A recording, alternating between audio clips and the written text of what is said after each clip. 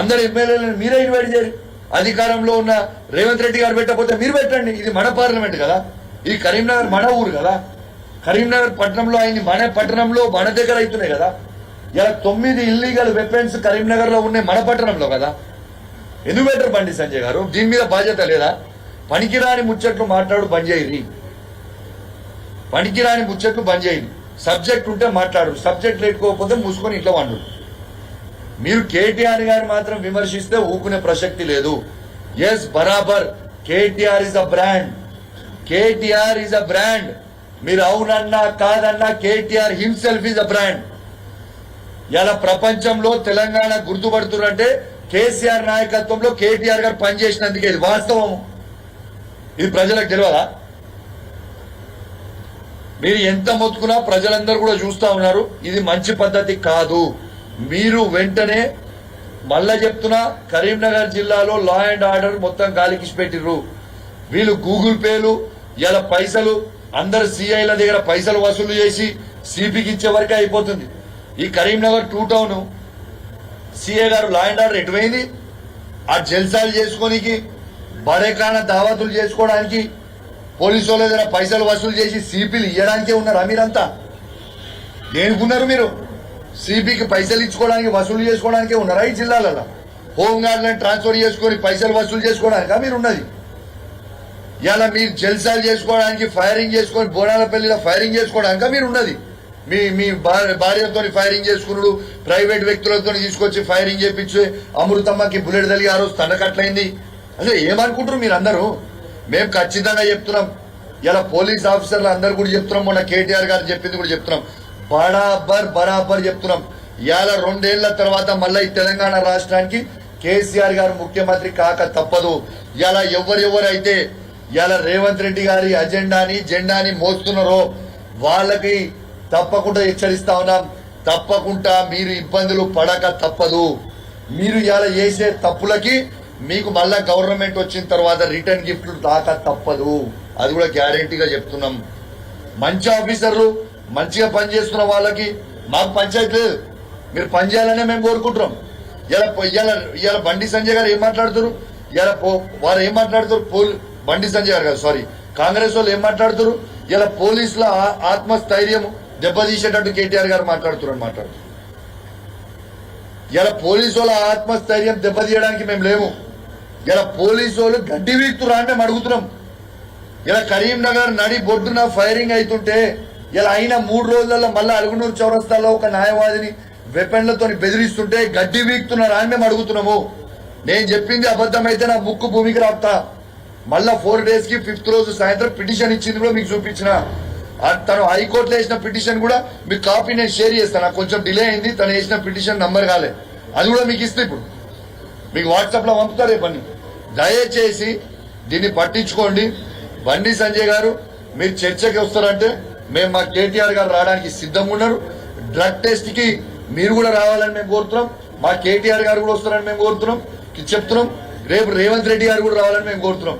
మేము అసెంబ్లీ సాక్షిగానే చెప్పినాం, ఈ డ్రగ్స్ కి పూర్తిగా వ్యతిరేకం. మేము మా 119 మంది ఎమ్మెల్యేకి ఫస్ట్ డ్రగ్ టెస్ట్ చేయాలి, 17 మంది ఎంపీలకి డ్రగ్ టెస్ట్ చేయాలని మేము అసెంబ్లీలోనే మేము కోరినాము. మరి ఎందుకు చేస్తలేరు ప్రభుత్వం? ప్రతిసారి మాట్లాడుతారు. మరి డ్రగ్ టెస్ట్ మీద నేను కూడా అన్నట్టు ఆ తంబాకులో మీరు తినే తంబాకులో బండి సంజయ్ గారు దాంట్లో ఏమైనా డ్రగ్స్ కలుపుకొని అది తింటే సైడ్ ఎఫెక్ట్ గా మీ ఎంటికలను నూసిపోయినట్టున్నాయి, దాంతోనే గుండె అయినట్టు మీరు కూడా డ్రగ్స్ తీసుకుంటున్నారని మాకు అనుమానం ఉంది బాస్.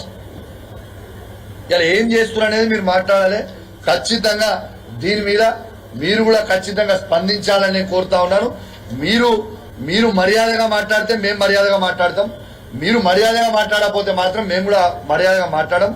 ఇలా కౌశిక్ రెడ్డి ఒక్కడే మాట్లాడు కాదు, యావత్ కరీంనగర్ జిల్లాలో ఉన్న ప్రతి బీఆర్ఎస్ పార్టీ కార్యకర్త కూడా మాట్లాడతారు.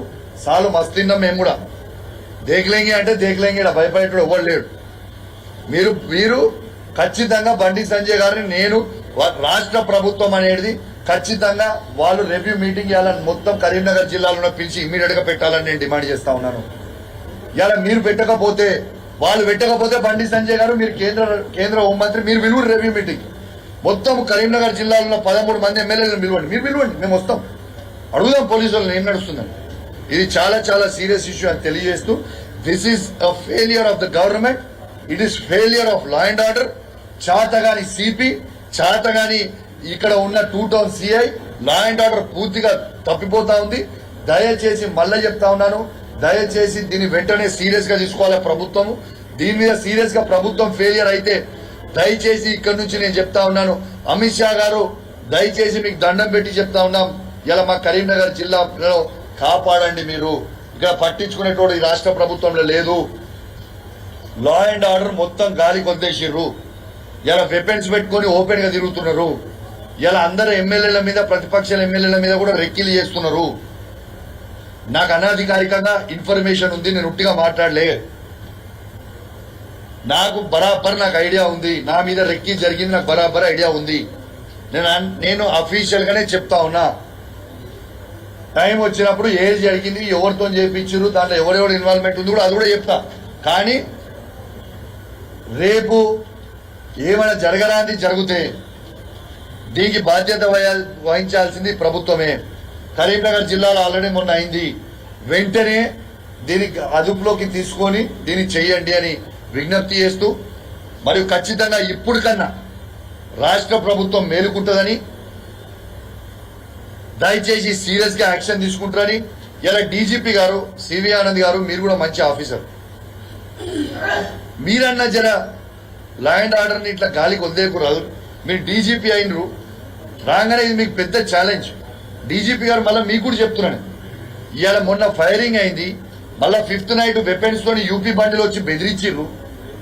ఆయన సంపేనికే ప్రయత్నం చేస్తే పాపం మా న్యాయవాది తప్పించుకొని పోయి కింద మీద పడి ఆ తిమ్మాపూర్ పోలీస్ స్టేషన్, ఎల్ఎండి అనుకుంటా, ఆ ఎల్ఎండి పోలీస్ స్టేషన్ కి పోయిండు.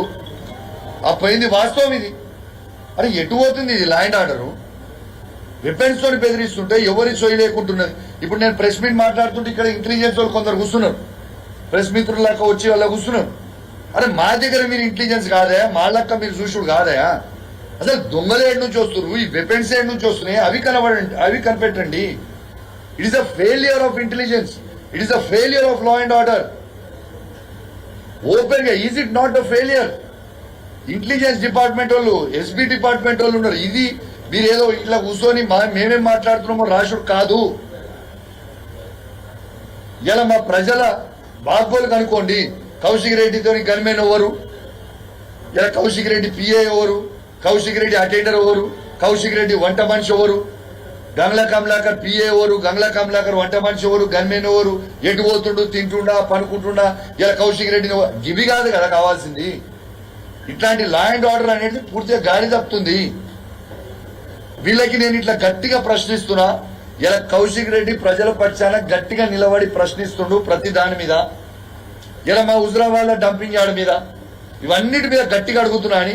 ఇలా దాని మీద నేను ఇప్పుడు డీటెయిల్ గా పోను, ఎందుకంటే అది నెక్స్ట్ దాంట్లో మాట్లాడతా. ఇలా లా అండ్ ఆర్డర్ అనేది బండి సంజయ్ గారు మాట్లాడిన దాని మీద నేను మాట్లాడినా.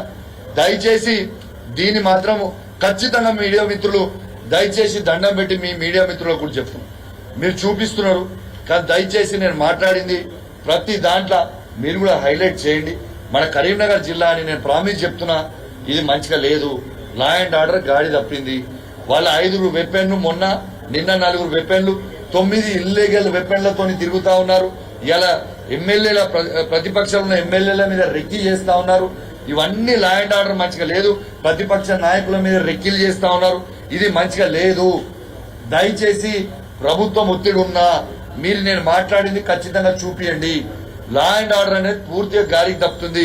రేవంత్ రెడ్డి గారు మీరు దయచేసి రాజకీయాలు పక్కకు పెట్టుర్రు. ఇప్పుడు ఏ ఎన్నికలు లేవు, మాకు రాజకీయాలు అవసరం లేదు. మళ్ళా ఎన్నికలు వచ్చినప్పుడు రాజకీయాలు ఏవో 2028లో మీరు గెలుస్తారా మేము గెలుస్తామా రాజకీయాలు చేద్దాం అప్పుడు. కానీ ఇప్పుడైతే ప్రజల సేఫ్టీ గురించి పట్టించుకోండి. కరీంనగర్ జిల్లా అనేది చాలా భయంలో బతుకుతా ఉంది. ఒక కరీంనగర్ జిల్లానే కాదు, ఉమ్మడి కరీంనగర్ జిల్లా. ఎందుకంటే వాళ్ళు పెద్దపల్లిలో అయింది, అలుగునూరులో అయింది, జగిత్యాల జిల్లా అయిన ధర్మపురిలో అయింది. ఇలా ఇక్కడ ఇవన్నీ అవుతున్నాయి అంటే ఇంకా ఎన్ని అవుతున్నాయో దయచేసి మీరు పట్టించుకోవాలని విజ్ఞప్తి చేస్తూ, మరియు విలేకరుల మిత్రులు వచ్చినందుకు కూడా అందరికీ ధన్యవాదాలు తెలియజేస్తూ, జై తెలంగాణ, జై కేసీఆర్.